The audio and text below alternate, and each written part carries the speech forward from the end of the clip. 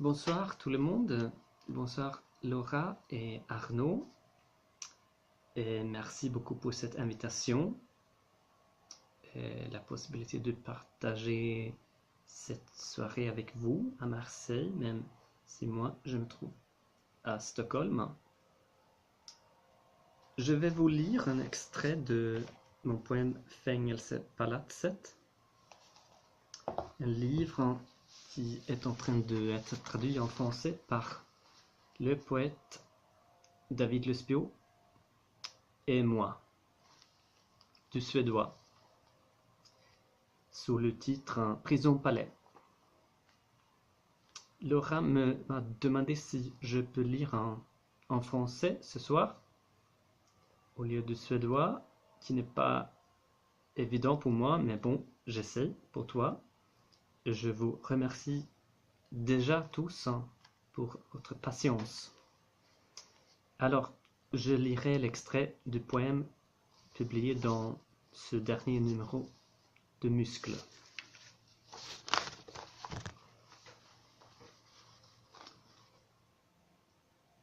De nouvelles figures arrivent, annonçant qu'elles sont venues d'un lieu et que bientôt elles retourneront vers ce nôtre. Entre elles, il y a le dialogue de l'épée, une lutte rituelle entre mutisme, ombre, le lustre chaleureux du rideau de velours. Une loi s'applique à ces faits, la pince de bronze s'élargit et empoigne. Tu seras attaché jusqu'à la fin de l'acte, où la terre se sépare de la mer, avec une bande de textes, de noms. Mardi sera versé au lundi, etc. sans cesse.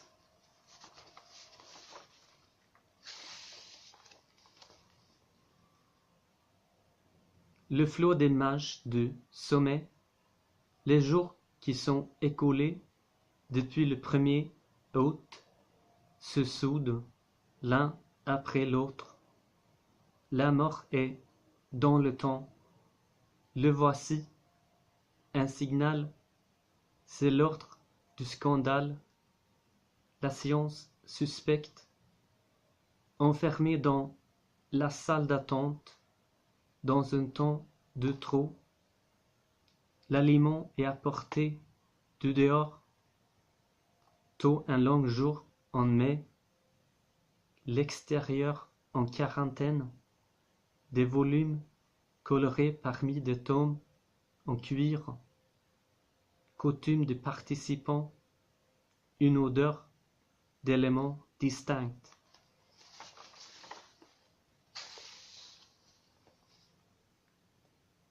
Statues de chevaux sous la soie, le long d'une galerie en cerisier, surplombant l'objet dans leur trajet, voix des percussions aux cordes étoilées, des étoiles muettes priant au foyer de la courbe orbitale, le rayonnement des fictions jusqu'à la règle grammaticale, l'immobilité du plomb à travers les blocs négatifs.